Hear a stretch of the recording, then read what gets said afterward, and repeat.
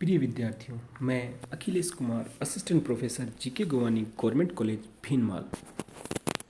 विद्यार्थियों, आज हम इमाइल दुर्खिम के सामाजिक श्रम विभाजन की चर्चा करेंगे। विद्यार्थियों, हमने पिछली कक्षा में पढ़ा था कि इमाइल दुर्खिम ने अपनी पुस्तक the division of labour in society को 2 भागों में विभाजित किया गया।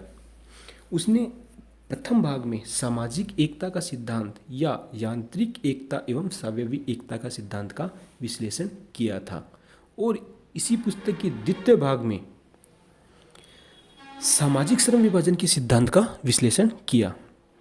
दुर्खिम ने समाज में श्रम विभाजन के सामाजिक कारणों और परिणामों का वर्णन इसी पुस्तक the division of labour in society के दूसरे भाग में किया। अब हम बात करें सामाजिक श्रम विभाजन के सिद्धांत की। तो दुर्खिम के अनुसार सबसे प्राचीन समाजों में स्त्री पुरुष के भेद पर श्रम विभाजन आधारित था। पुरुष शिकार करने या फल एकत्र करने जाते थे और स्त्रियां घर का कामकाज और बच्चों का पालन पोषण करती थी। इस युग में आर्थिक कार्य अत्यधिक सीमित थे, उत्पादन नाममात्र का था। इसी कारण से आर्थिक जीवन में कोई विशेष श्रम विभाजन की आवश्यकता अनुभव नहीं की गई। सब मिलकर सबका काम कर लिया करते थे, इसलिए श्रम विभाजन नहीं था। दुर्खिम कहते हैं कि इस प्रकार के समाजों में यांत्रिक एकता पाई जाती है। इसका कारण भी उन्होंने स्पष्ट बताया कि सभी लोग सामूहिक इच्छा से बंधे होते थे। समाज में लोग जनमत, परंपरा, धर्म और राजा के दबाव में आंख मूंदकर मशीनों की तरह कार्य करते थे और इस रूप में समाज में यांत्रिक एकता में संबंध या बंधे हुए थे। लेकिन दुर्खिम कहते हैं कि जैसे जैसे सभ्यता का विकास हुआ वैसे वैसे आर्थिक जीवन के विभिन्न पहलू विकसित होते गए। वस्तुओं की मांगें बढ़ी और आवश्यकताओं में विविधताओं का विस्तार हुआ। इन सब के फलस्वरूप सामाजिक उत्पादन कार्यों में श्रम विभाजन की आवश्यकता का अनुभव की गई। इस श्रम विभाजन ने प्राचीन समाजों में पाई जाने वाली यांत्रिक एकता को सावयवी एकता में बदल दिया। जो सावयवी एकता है, यह उस अवस्था को कहा जाता है जब समाज की विभिन्न इकाइयों में कार्यों का विभाजन होते हुए भी वे एक दूसरे से स्वतंत्र नहीं होते और उनमें अंतर संबंध और अंतर्निर्भरता बनी रहती है। श्रम विभाजन ने इसी स्थिति को उत्पन्न कर दिया। दुर्खिम कहते हैं कि श्रम विभाजन ने आधुनिक समाज में सावयवी एकता व संगठन को उत्पन्न किया। अब दुर्खिम बात करते हैं कि श्रम विभाजन आधुनिक समाज में कैसे पनपा। तो इस बारे में दुर्खिम कहते हैं कि श्रम विभाजन का प्रत्यक्ष संपर्क जनसंख्या के घनत्व से है।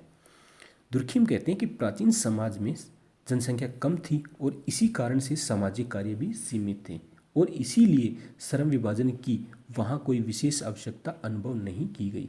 परंतु जनसंख्या के बढ़ने के साथ साथ सामाजिक आवश्यकताओं में भी बढ़ोतरी हुई और विभिन्न सामाजिक कार्य, विशेषकर आर्थिक उत्पादन कार्य बड़े पैमाने पर होना जरूरी हो गया क्योंकि जनसंख्या बहुत ज़्यादा हो गई थी।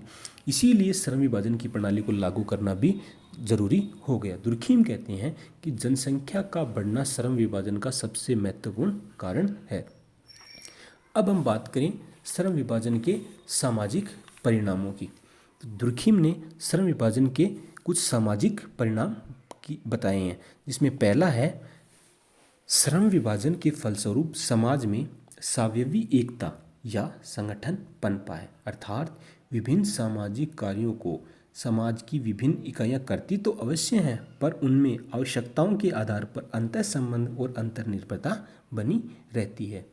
दूसरा सामाजिक परिणाम बताया श्रम विभाजन का कि श्रम विभाजन के फलस्वरूप श्रम का विशेषीकरण भी हुआ, क्योंकि श्रम विभाजन के अंतर्गत प्रत्येक व्यक्ति एक विशेष प्रकार का कार्य करता है और एक ही प्रकार का कार्य बार बार करने से उसे उस कार्य में के संबंध में बहुत ज़्यादा ज्ञान प्राप्त हो जाता है, जिससे वह उस कार्य में विशेषज्ञ बन जाता है।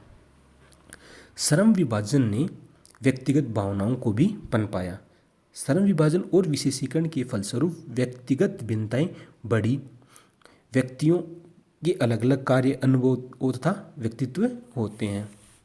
चौथा जो इसका सामाजिक परिणाम बताया वो कि श्रम विभाजन और विशेषीकरण के कारण व्यक्तिगत गुण तथा व्यक्तिगत स्वतंत्रता का महत्व भी बढ़ जाता है।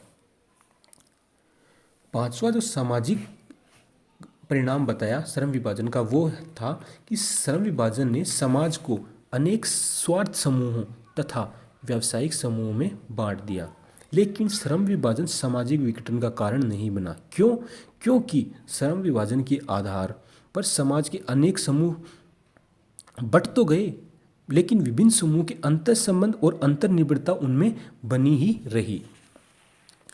छठा जो इसका सामाजिक परिणाम बताया, वो बताया कि श्रम विभाजन एक गतिशील धारणा है और उसमें प्रगति के तत्व छिपे रहते हैं। क्यों? क्योंकि श्रम विभाजन के फलस्वरूप विशेषीकरण होता है और विशेषीकरण से नवीन आविष्कारों की संभावना बढ़ती है और प्रगति का मार्ग प्रशस्त होता है। अंतिम जो इसका सामाजिक परिणाम बताया, वो बताया कि श्रम विभाजन समाज को विभिन्न सदस्यों और समूहों को एक दूसरे पर निर्भर कर देता है। ये था दुर्खीम का सामाजिक श्रम विभाजन का सिद्धांत। धन्यवाद।